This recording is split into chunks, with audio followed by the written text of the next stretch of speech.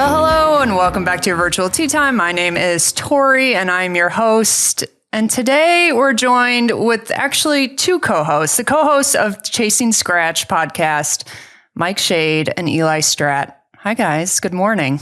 Hey, how you doing? I am so glad to have you on the show because I got to say, your show, your mini-series, as you call it, is first of all brilliant. Okay. And Thank you. It is the most realistic journey to chasing Scratch. It's quite something. Wow. Thank you. That means a lot. That means a lot to hear that. And you guys are hilarious. So I'm just going to put something out there. Having USGA be the Dark Vader that's next level. It's something that's never been thought of before. It's one of a kind. And you guys, it's perfection. Oh, man. Thank you so much. High praise. Thank you. Yeah.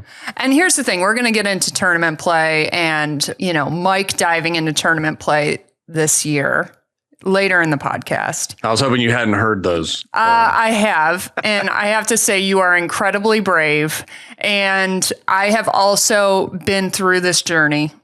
And I also share my journey. And I have, every single thing you have gone through this year, I have gone through. And I have felt it all. So, I love this. So you can help. Yeah. Well, I don't know if I could help, but I can relate. You're not alone. You are not alone whatsoever. So we're going to get into that. But I thought we would start out with some rapid fire questions, ease the tension, get the icebreakers going. How about that? Just easing the tension. Okay. All right. So if you're on a baseball team, maybe you're the manager, I don't know. Would you prefer Rick Vaughn or Henry Rowan Gardner? Rick Vaughn. Rick Vaughn all day long. Rick Vaughn. Okay. Just because of the haircut, just because of what he did to the back of the cut. Yeah. And he wore glasses, and we're at the glasses age, so it's Rick Vaughn all the way. All right, Seeing's important. It's not that important. See, it's not that important. Bryson's flat cap or Tiger's 90s pleated pants? Tiger's pleated pants in any day over anything Bryson. It's Tiger's pleated pants. Yeah, that's not a question. And you'd have to couple it with a giant Ryder Cup style elbow length shirt just to top it off. Yeah, for sure. I mean, can you imagine, would you be able to go out there today with a polo shirt that's, tickling your elbow and really drive it as far as you are, Eli? Like the forearms. Yeah, I was going to say elbow would be a great adjustment. It was basically a Snuggie that they were wearing. It was like a form-fitted Snuggie. No, there's no way I could. It would feel more like like those half-sleeve rain jackets that they have now. So no. Yeah. I watched some clip from 2007. It was the 2007 NCAA tournament, and I could not believe the shorts. I mean, the shorts just kind of got bigger and bigger and bigger. Mm-hmm. But at some point, they were ankle deep, and these guys are this guy's hitting a game-winning shot. I'm like, how's he even moving? How did he not trip over his own cloth? There's so much cloth. But I've got videos. I need to send you a couple, Mike. But I've got videos of me and you, or videos and pictures on golf trips from 15 years ago. Oh, that's bad. And the pants I'm wearing, it looks like I'm getting ready to tear them off and run into a basketball game. They are so freaking baggy. It's ridiculous. The side snaps. Yes. Yeah. At one point I thought I was going to go in and tap the scores table and check into the game. It's awful. Oh man. Okay. True or false? Doc Holliday is a top 5 character of all time. Man. I know. Top 5. Take your time. I don't think I can go top 5 only because are we talking anything on TV, movies, TV? Anything. No, I can't go top 5 because you've got people like Ernie McCracken and Michael Scott that are gonna bump him, but he might be one of the top 5 most underrated. I'll go there. Oh, you think he's underrated? Wow. I think he's underrated. That's I don't think he's underrated. I think I'm going to say he's safely top 10. Okay. I think if I thought hard about it, there's probably 5 more I'd put above him. But I think he's top 10. All right.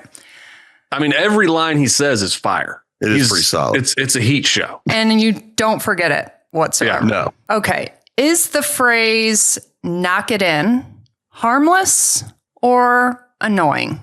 Knock it in. So Like, let me make sure Eli, I understand. Knock it in with the 20-foot putt that he has. We don't really use that. Mike and I say, let's I know what you're Gyllenhaal talking this one. about, though. I know what you're talking I about. do know what you're talking about. Our phrase is Gyllenhaal this one.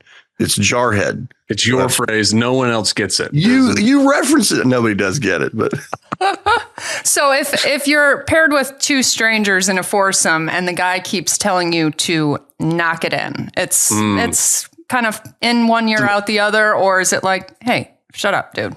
I'm just so used to it. Yeah. It doesn't really affect me, but it's not my choice. I would prefer that they didn't say knock it in. Yeah. what is your go-to phrase? What would you prefer them say? I would say nothing. I would prefer them say nothing. Yeah, I would say stay off my ball. Like this is my shot.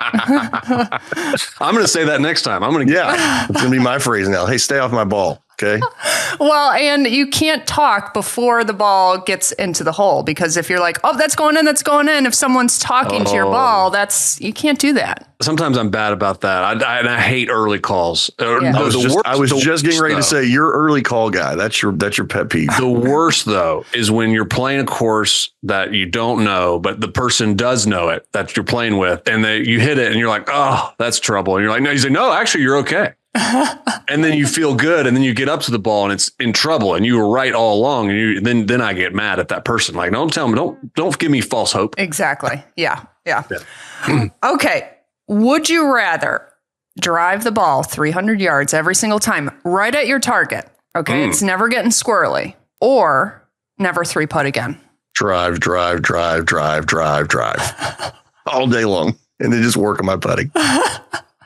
Mike, how about I'm taking driving. I am too. For sure. And I think this is why, again, when I'm listening to your podcast, I am agreeing with you guys most of the time, because my driver, well, it's gotten better, and that's definitely part of my journey. But man, putting seems so much easier to improve on than getting that driver Absolutely. fucking Completely straight. Oh, yeah.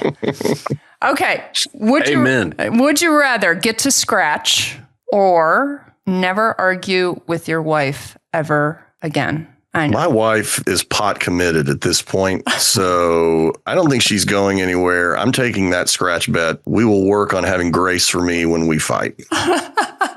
Yeah, I'm gonna take scratch, because you have to have at least some arguments. Yeah, that's probably not healthy to never argue. If you just agreed on everything, wouldn't that just be that relationship sounds boring. Yeah. It's scratch all day, and then we can argue about whether I made the right choice. You just caused an argument, Tori. I just caused an argument. Thanks a lot, Tori. All right, let's finish with this one then. Ben or lock? Ben or lock? Lock. Yeah. Wow. Okay. I thought you were describing some new swing technique. I was like, well, is this like stack and tilt? Is that anchoring? Are you going to anchor that? You know, let's start it. He went full bend and lock. The bend and lock. The bend and lock. Hey, you could probably write a book on that. Bend and Lock by Tori Totlis. Forward by Eli and Mike. There you go. Release all your power with this new bend and lock technique. Oh my God. That sounds like why my driver is terrible sometimes, because I'm bending and I'm locking. It would have to start, though, with you'd have to release something on social, and it would start down the line, and it would have you straightening up and not bending. And then you'd look back at the camera and go like that. Yes. Then I got to show the correct way.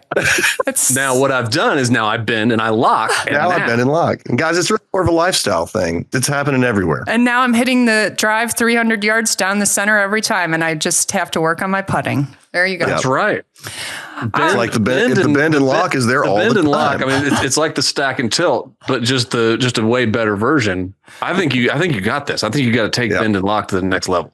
Yeah. Okay. I'm going to start working on that. I'm just going to add it to the list of ideas I have. And actually, so let's get into. Maybe we collab on it. Maybe it's a collab. Exactly. The bend and lock. We'll do the Instagram collaboration. And, just there we go. In. Okay. We're in on this. So let's get in on the journey of starting this podcast, starting the journey of chasing scratch. Again, also a journey that I have invested in many time, many tears, many swing changes and practice hours. How did the podcast come about? Tell us the story. Tell my listeners the story. So it was actually Eli had the idea first to have a podcast, and he actually bought both of us mics, and it just showed up at my house one day, and I was like, "What? Why are you sending me a mic?" He said, "Because we're going to do a podcast one day." That was probably like 2 or 3 years before we did a podcast, because I always shot down any idea that I was like, we can't talk about that. We don't know anything about that. We took golf trips every time we got together. We played golf, and we'd always schedule these big golf trips in the summer.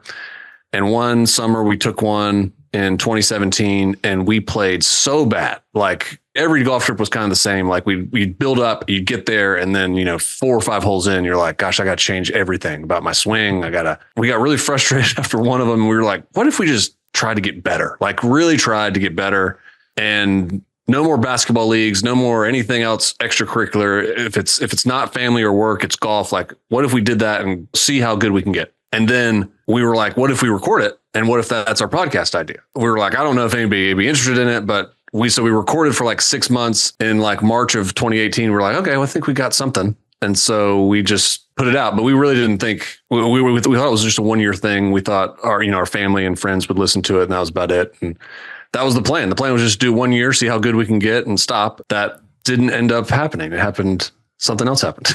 Exactly. And Eli, what podcasts were you listening to at the time to get this idea? Because it's really the way you guys do it that is very unique to other golf podcasts, at least. So what were you listening to then? How did the format of the show come about? I don't know that I was listening to anything in particular. Well, I take that back. Serial was the podcast that, I don't know if you've listened to Serial, but it's more of a crime related kind of storytelling podcast. But it was have you not listened to Serial? I haven't. No. Oh, you got to go back. Yeah. Okay. You got to go back. Kate. Go to the first one. We got to go back. We got to go back to the island. That's good. The first season of Serial, you don't have to mess with the other seasons, but the first one, that was big in like 2015. I was going to say 2015. Yeah, it was really big. And it was, I guess the biggest thing I took away from it, it was binge worthy. Mm-hmm. You couldn't drive somewhere without listening to 3 or 4 in a row. And so when Mike and I were talking through this, we really just had 2 litmus tests for the show when we talked about doing it. The first one was we wanted to do a show that we were proud of, whether it ended up getting popular or not. That was kind of, number one. But then number 2, we said, man, if we could do something that was binge worthy and educational, then that would be awesome. Like if somebody could listen to the show and go, well, that was really kind of entertaining to listen to, and I actually learned something about golf, but I listened to 3 in a row.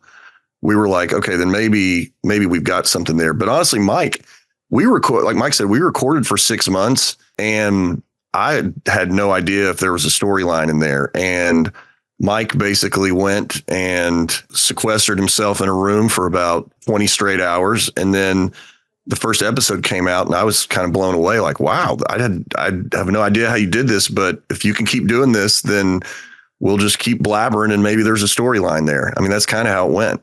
I heard of your podcast through John Sherman when I was having a conversation with John Sherman a little over a year ago. And so I went right in season 6. I didn't go back to season 1. And I'm listening. The PGA show episode was the first episode I listened to. Oh, man. Because we had just gone to the PGA show too. So I was like, I wonder how this guy's experience was. And I listened to it and I'm like, wow, this is really good. So I go, okay, I'm going to go start back at the beginning. And it surely can't be like the same quality on season 1, episode 1. Like it had to have been a little, low quality or just kind of throwing it out there. No, it's the same, like super high quality, super thought out episode, season 1, episode 1, which I suggest everyone start there. Like don't skip ahead. You got to start season 1, episode 1. It's the same quality. It's, and so I commend you guys for that because I know how much work it takes, and it's just really good. Really good. Sorry, I'm a total fangirl. Thank you for saying that. When I go back and listen, all I hear are mistakes. So I'm glad. Isn't that the truth? Like, I want to talk a little bit more about how the podcast comes about, and then we'll kind of go through the journey. And I don't want to give too many spoilers away, but how does the partnership between both of you guys work? Because it's definitely Mike takes the lead on a lot of things. And, how has that worked throughout the years? So it wasn't exactly always like that. So Eli's giving me a little too much credit on season 1, the first episode. Like I put together a draft, but we worked back and forth pretty hard on. And then you might notice in the earlier seasons, we both narrate. We heard feedback and we also kind of just got a little confused. And so we were like, there probably should be one narrator. And also people could not tell our voices apart. They can now, but it took me 4 episodes. Legit.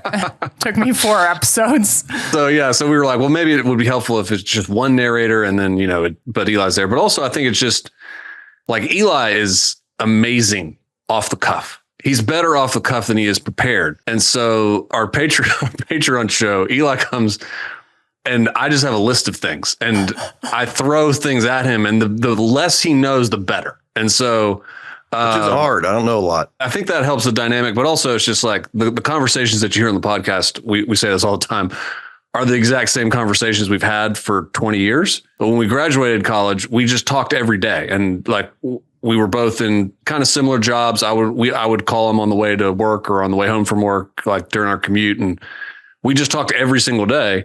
And so I think it's just like a natural conversation for us every time we get on the mics. Yeah. But I think that was also part of why kind of figuring out a storyline, we weren't quite sure anybody was going to be interested because to us, and still it's like, if you recorded us 20 years ago, it would sound the exact same, which, it was like, does anybody find this interesting? I mean, you and I like it. We laugh at each other.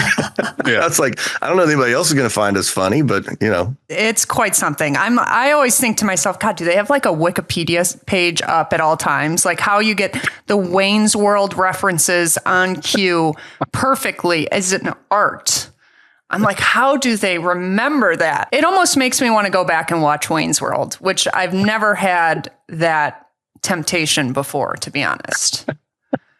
You should do it. I mean, I might as well. There's parts of it that probably don't hold up, but there's some good stuff Hot Shots Part 2.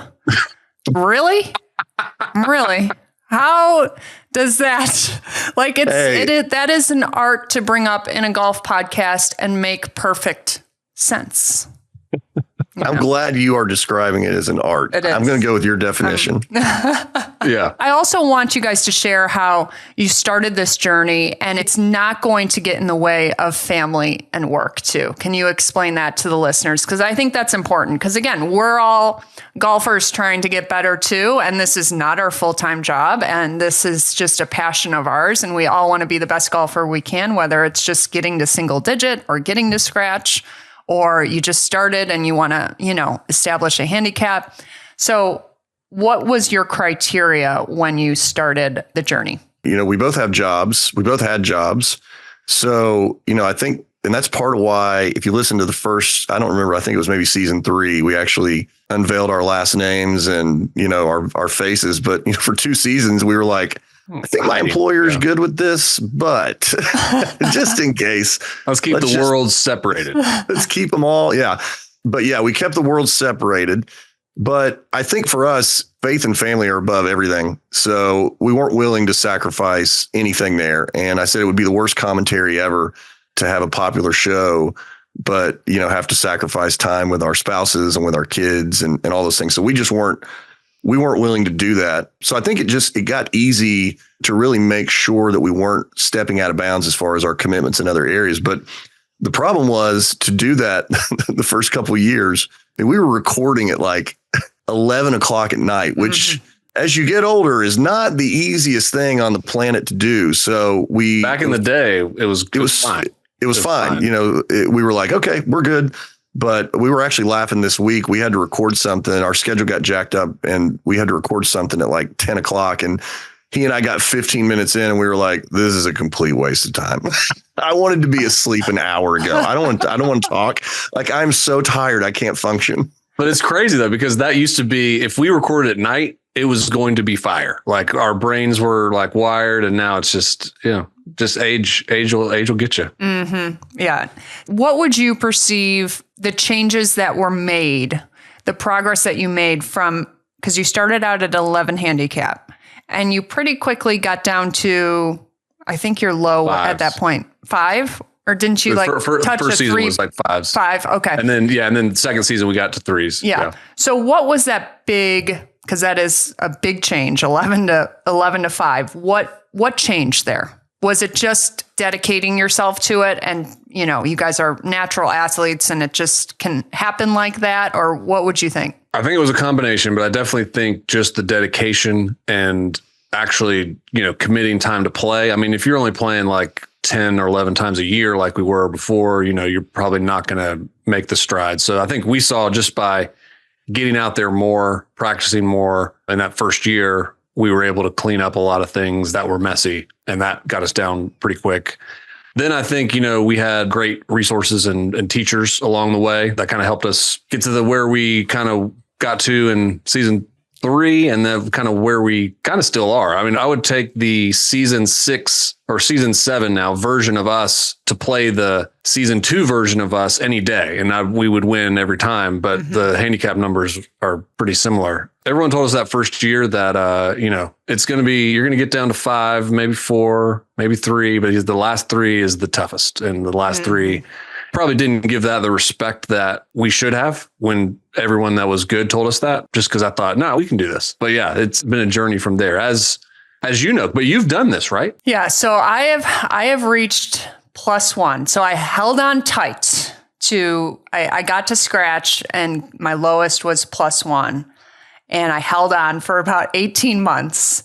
But as soon as I let off the gas, as soon as my practice schedule kind of went by the wayside, I mean, I'm now looking at, God, I'm sure my index is 3 point something, it takes a lot of work, and I can play year round. You guys can't necessarily play year round, so I don't know how you guys do it, but yeah, it takes a lot of work. I question whether that's important to me anymore. I don't know. I'm so competitive. It's tough.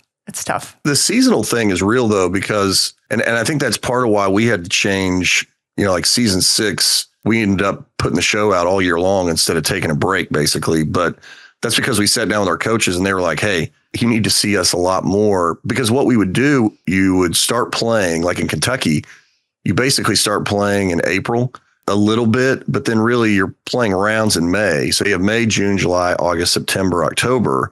Then that's kind of it. And so November, December, January, you go 5 months and you don't hit a ball outside. So basically the first 2 months of the season, you're just trying to get back to where you were, get your swing to feel like it was. And, we were kind of doing the math and it was like, man, we end up with this really small window where we can really try to score. And if, that's summer window, which, with families and vacation and just doing other stuff, it was like, okay, well, I'm losing time there automatically. I'm not playing a bunch when we go on vacation. I'm not, the schedule just has a lot of conflict in it in the summer. So we had to get to the point where we basically moved in with our coaches. I think, to me, and Mike, you can disagree, but that to me is where I'm like, there was a clear line in the sand in our games. Whether our handicap was moving, our games got exponentially better at that point. And we did start playing harder courses. If you look at what we were playing back in season 1 versus what we're playing now, it's definitely, way more challenging courses. Mm-hmm. So, and actually that brings up this really, is the word poignant? I'm not sure. I'm really not sure. But this quote that Eli said in a recent episode. Oh, poignant, Eli. Oh gosh, exactly. I'm quotable. Are you ready? It actually might have been a season 6 episode that I listened to. Is it about popcorn and gummy worms? Is it about anything like that? No, that's in my notes. So that's coming up. You said you don't technical your way out of a slump. You shoot your way out of it. I gotta say, Eli, that was really good, because every time I get in a slump, it's like, all right, call the instructor, get a lesson. And lessons are hard. I mean, changing your swing is one of the toughest things you can do and the most frustrating things. So just hearing you say that, I'm like, you just have to play out of it. Like, I'm struggling right now, but guess what? I'm not playing that much. We've talked about this on the show, but played basketball growing up. I can relate things so logically to basketball. I don't know why golf, it's like this irrational space in your mind where you just get rid of all normal logic. But like with basketball, coaching kids playing, I would never grab somebody and say, oh, you haven't had a couple good games? Let's get in the gym. We need to recreate your shot. Like you would never, ever do that. You would say, are you taking good shots? Then just shoot the freaking ball and let it go. And it's all mental. And once you string together a couple of buckets, the cap is off and you are gone and you're into the world of not thinking, and then you'll be good. But I don't know what it is with golf. It's like, that was a bad round. You know what I need to do? I probably need to change my swing plane. It will just completely rewrite it. And I need a new takeaway. And then, we'll just shut everything down for a month or two and then we'll go. So, oh my God, we're psychotic. Yeah, it is. What is wrong with us? What are we doing? As I tell everybody that listen, like anybody I know that's like, oh, I'm listening to the show. I'm like, I promise I'm a normal person outside of what you're going to hear. I think rationally in every other aspect of my life except this one. Oh my gosh. Oh my God. So Mike, what would you tell that season 1 player? Like, what would you tell them now, knowing what you know now? I think the first thing I'd say is you're a bigger head case than you think. Yeah.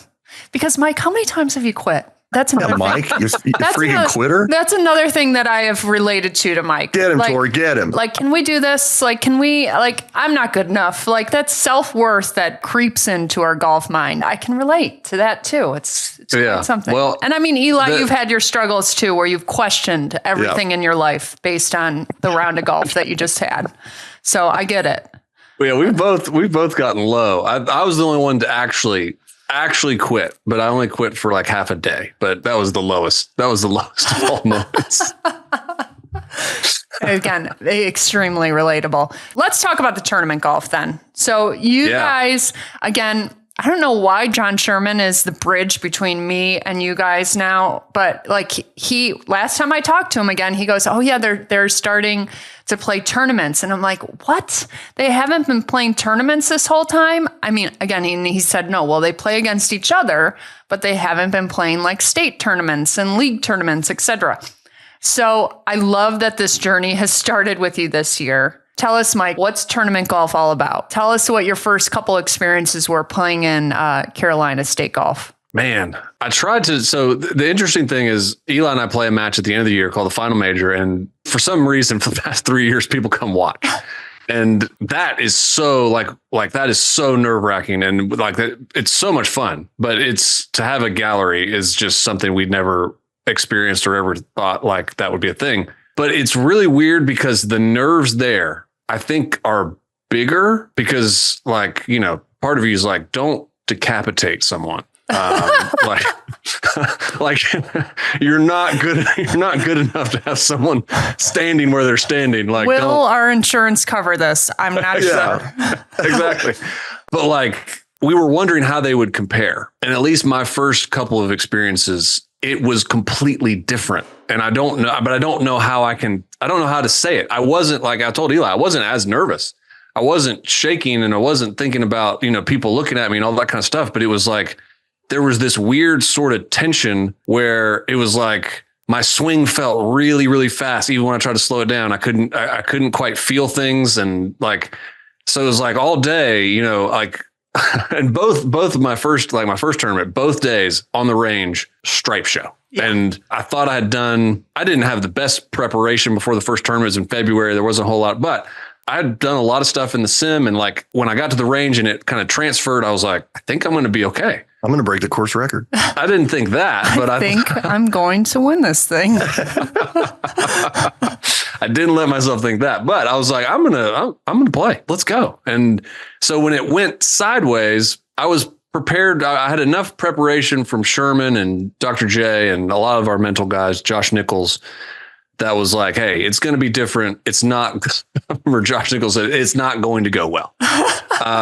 And he was right. It just it didn't go well. But like, so mentally, I think I did okay. But I can't describe what was different about like all the golf that we played. I don't know what you would say with your experience, with your first times in it, but it was just a different level of tension that I'm not sure I can quite put into words. Yeah. It is a different beast. And, I almost feel like it's a rite of passage. Like I have had those rounds. I mean, that you just are like, what is going on here? Like, what is going on here? And again, high 90s, low 100, like, and you feel and you guys say this or not frequently, but occasionally when like you feel like a fraud. I seriously have this valid handicap index and I am shooting in the high 90s out of nowhere. But I have to say, going through those experiences, and it makes other things so much easier. It's like you do see when you're on the other side of it, you do see, oh, okay, I had to do that.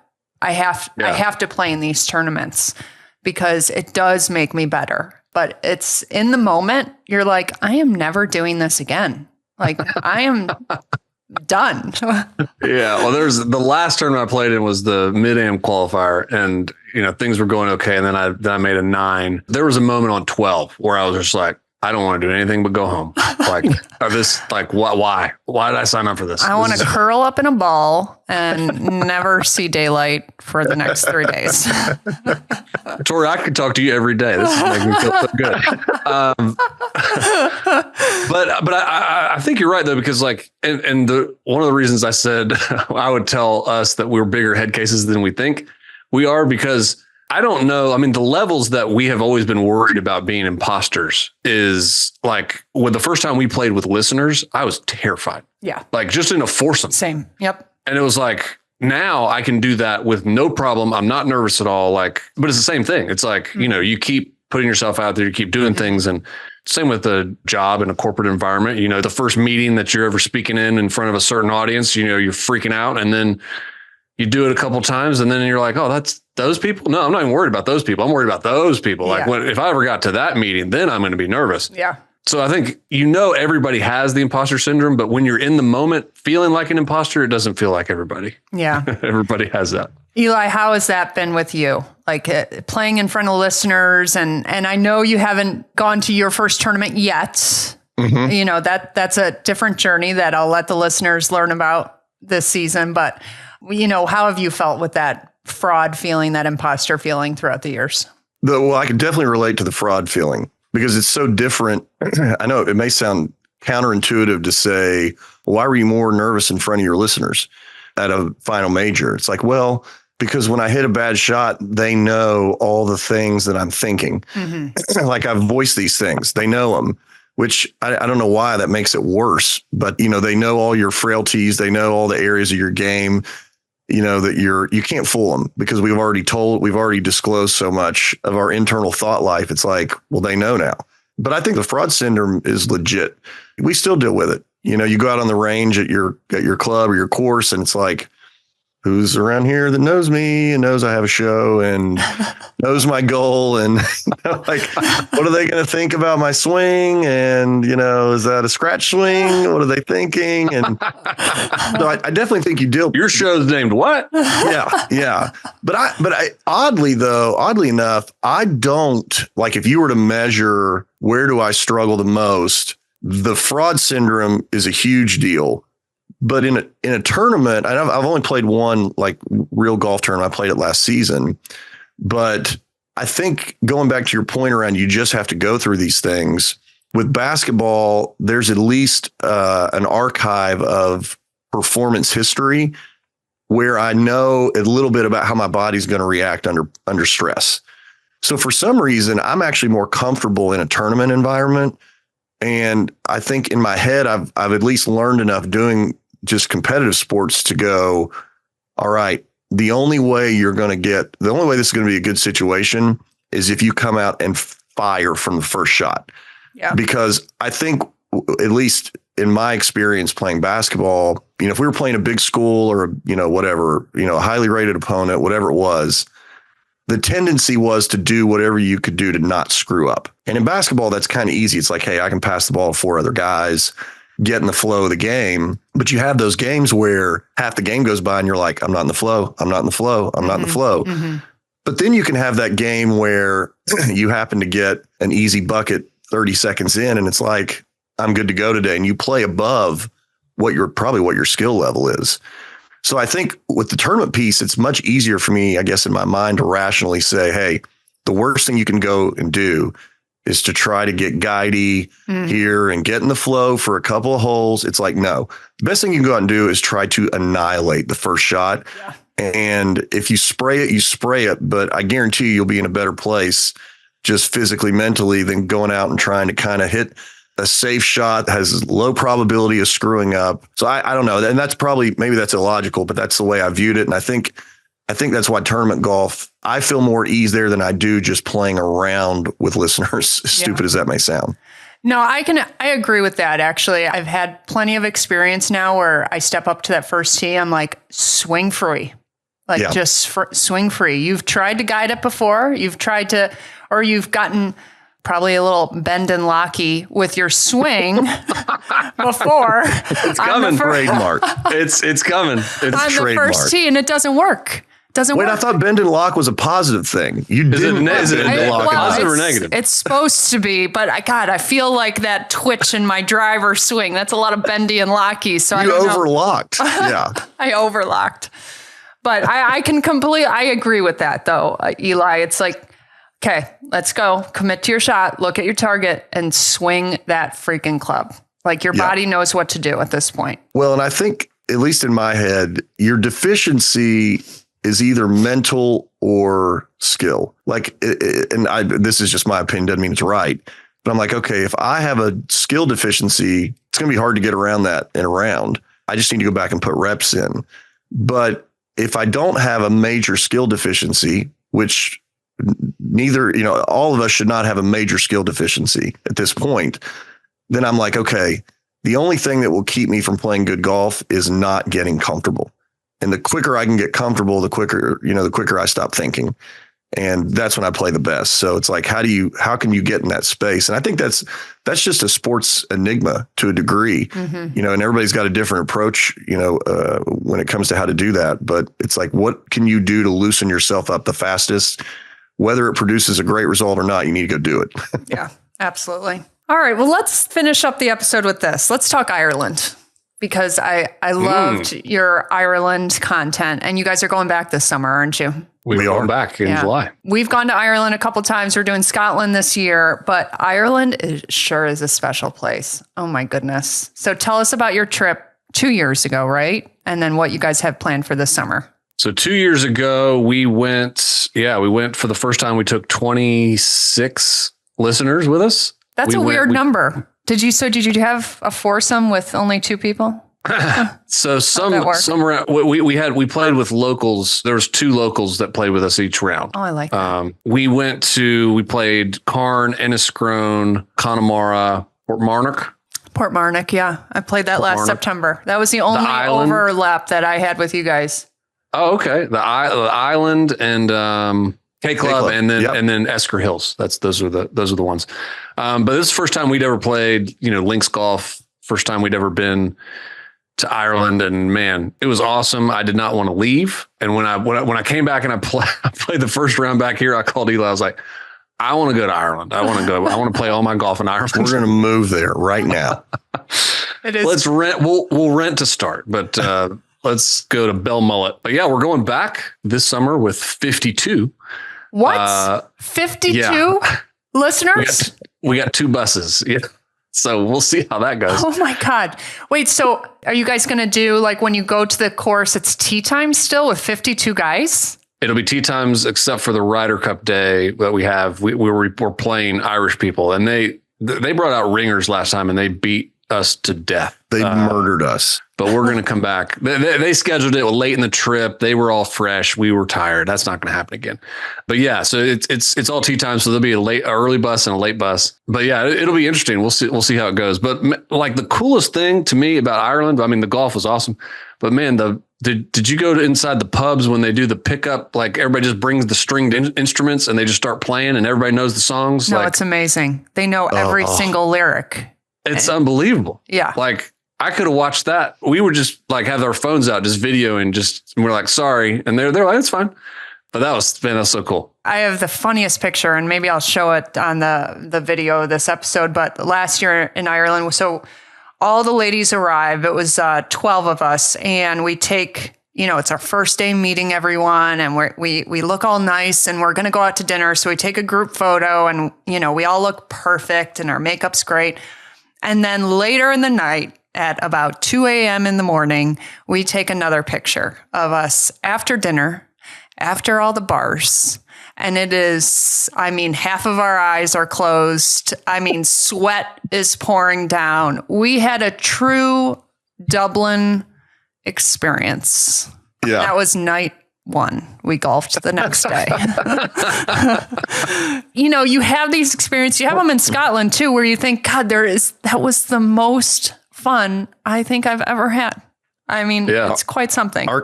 Our Carn day, because we played Carn, and then we were in, oh gosh, Mike, I'm going brain dead on the village there, the town. Westport at the Helm. I mean, no lie, it was one of the best days of my life. Yeah. And, you know, we played Carn, which I don't know if you all played Carn, but Carn is my favorite course on planet Earth. There's just nothing like it. I mean, you feel like we had a perfect day too. We had a perfect day. It was like 70 degrees, no wind. I mean, it was unbelievable. And Carn, it's basically on the far western tip of Ireland. You know, the next stop is essentially Boston. And, you know, it's just the landscape is unbelievable. The weather was awesome, but then Westport's just this little town, and we went to the Helm, which is a restaurant there, and they had bagpipes and they had a live, you know, two guys playing, which was just awesome. And I told Mike, I said, I lost a bet and I had to wear all my clothes in my suitcase. Yeah, Tori, I don't know if you remember that, but we had a little game with our buddy Charlie and Mike and me where Mike lost, and we decided his punishment was to wear every piece of clothing that he packed in Ireland. The only way he could take a piece off was every time the waitress came back to refill drinks. So it was fantastic, but it was just one of those, I mean, like, it's one of those nights you're sitting there singing with your buddies, you know, till 1 o'clock in the morning. And it was awesome. I mean, one of the best nights of my life. Yeah. Yeah. And Eli, I think you mentioned in that episode, in one of the Ireland episodes, that it's not all about the golf. And actually it's actually about the bus rides. Yeah. And it's the camaraderie of being with, you know, a group of people that you've never met before, and you're sharing this experience, and you build these relationships with them through this amazing golf trip. And it's one of a kind. It really is. And you guys are taking 52 people next time. 52. Wow. I don't know if 52 are coming back, but that's how many we're taking. We're going to have 52 night one. Yeah, well, we'll see. Now, but your events, I've seen them on Instagram. Yeah. How many people are at those events? Like 300? Yeah. So our biggest event is Desert Classic, which is in Phoenix every March. And we did 2 weeks in a row. And we had 218 the first week and 214 the second week. Holy gracious. Yeah. And they travel from all over. We had our first group of ladies come from the UK this year. We obviously have a lot of Canadians that come down, and they come from all over because it's March in Phoenix. So it's prime season, and we play at Papago. I don't know if you guys have ever played Papago before, but it's an amazing course in Phoenix, and they're great. So we have Desert Classic. Then we have another big event in October every year. That's 200 people. But this year we'll be in Napa. So it's fun. That's crazy. It's fun. That's awesome. You know, I think the community I feel like I've built is similar to yours, where it's, you know, again, we've started golf. Well, maybe not started golf as an adult, but we wanted to really progress our golf game as an adult, you know, and we're just competitive. We want to get better. Like it matters to us, you know, like, we want to go out there and shoot our best, you know? Yeah. I'm amazed too. And I'm sure you've got the same testimony, but I'm just amazed at how many people we didn't know 5 years ago that now are integral parts of our life. Yeah. Where we talk to them all the time. We go on trips. We just do stuff now. And it's like, how did I not know you 5 years ago? I don't understand. Like, it's just crazy. It feels like I've known you for 30 years, but that's been the awesome part. The best part of the show is we've come away with so many relationships where we're like, man, I did not see that as something that was going to come out of this when we started, but man, I'm sure happy it did. So absolutely. Okay. So again, thank you guys for being on. I appreciate it. For all the listeners, Chasing Scratch is on all the podcast platforms, right, guys? Anywhere you get your podcast. Yep. And start season 1, episode 1. You got to start there. What's next for you guys? What's next for the podcast? I know, again, this season is taking a different turn, we'll say, for the show. But what's next for Chasing Scratch? Because I gotta say, you guys are quite something. Well, thank you. I appreciate all the compliments. Part of what we try to do every year, or what we try to do with the show, is just be as authentic as possible, and just we have to go with what's happening. And so this season we had grand designs on what was going to happen, and now that might not happen because of something outside of our control. We're being really secretive, or we just trying really not to spoil? It's okay. Eli's hurt. Yeah. Okay. Yeah, I'm hurt. Well, and it's a really weird spot too, because actually Mike's coming with me to a specialist on Monday. Yeah. My wife was like, "So I'll go with you." I was like, "No, Mike's flying in. He's going to go with me." So this year we thought we had the best. We were more excited about our idea. It was Larry's idea, Eli's coach's idea for how we should try to get better this year, and it was a team format. It was all we were all in. And then, this happens, and Eli's hurt and he can't play. We've already missed 4 tournaments, I think, or 4, places where we were going to play and we were going to, have content come out of it. And so now it's just kind of well, let's just lean in to whatever's going to happen. I don't know. I think that's the good part. What we try to make sure is we don't have much planned at the beginning of the year, or certainly don't have next year planned, other than events or things like that. But what's actually going to happen, we try to just go with what happens. So this year we might be following some recovery journeys, and a part of it, what I'm learning, what we touch on in our episode, we'll launch a little bit later today. We read your question. Thank you for your question for the mailbag. Yeah. Did you guys tune into WrestleMania 40? We did not, but we I have a history of watching wrestling. So yes. I was with you. Yeah. Okay. So you probably saw a highlight, maybe a clip. Yeah. We saw the highlight, and it was glorious. That was awesome. Yeah. It really was. Anyway. It was a moment.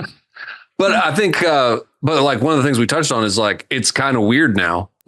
We've never had a season where I'm playing a bunch or Eli's playing a bunch and I'm not, or and so it's a little bit strange, just motivation wise, because it's I feel like I'm doing this by myself a little bit, or even just talking about golf, because it's Eli, the first couple of times, Eli can't play. He's miserable. And I'm okay, so here's what happened on this. Let me walk you through my shots. I'm great, Grant. I'm glad you're having a fun time. This is wonderful. And then halfway through, I'm he's not really into this. I don't know how to, yeah. But we also have, we've heard from so many people over the last 2 weeks that are dealing with similar issues or have dealt with similar issues. And we said, in a weird way, there probably will be a lot of benefit that comes out of this for people, but just not in the way we were thinking. I was laughing when we were at our event and we haven't put this out there yet, but when we were at our event in San Diego, when all this started to kind of flare up, I couldn't get out of the hotel bed, and Titleist was unbelievable. Greg Rose and everybody there at TPI, they sent me over to a guy to get injections and MRIs. And they were I told Greg, because Mike and I are supposed to have this full day with Greg. And I said, "You're not going to get anything out of me." And he was no, this is the best time to see you. And he was "Honestly, it'd be great if you could video the injection. That would be, so many people deal with this." I was well, I'm glad it's working out for everyone. Content side, this is wonderful. But we were in the room getting an injection, and I'm, videoing it. I was what's happened to my life? I don't understand where this came from. But Eli's half naked getting an epidural. Don't stand downstream from the robe at a certain angle. There's no part of anybody's content that needs to see anything. We don't need any blurred footage. No, okay, not at all. Oh wait, what if I just added some blur? Just now that would be fantastic. Or you could have it. We could have random spots. Just random. Lenny Q. I'll just blur your arm. It's Lenny Q the blur. Yeah, I'm just blur random stuff my right eyeball would be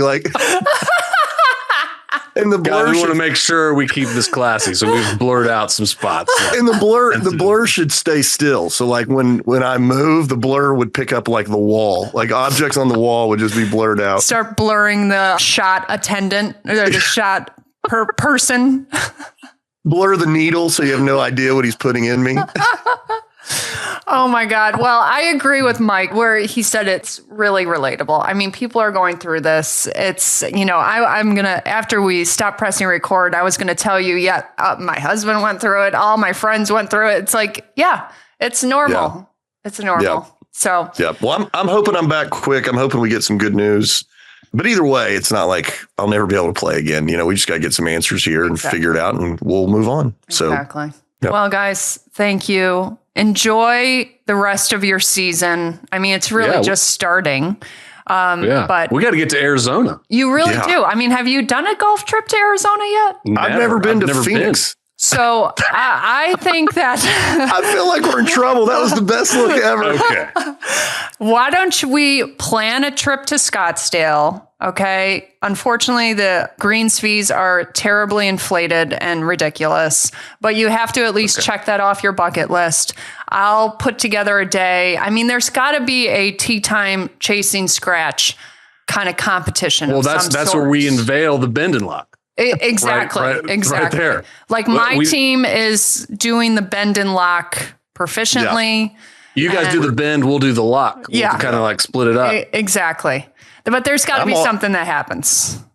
All in on this idea. No questions asked. We need to do it. All right. Maybe we have Titleist there, throwing new gear at us that we're testing out. You know how they like to do things. Yeah, all over it. Yep. All right.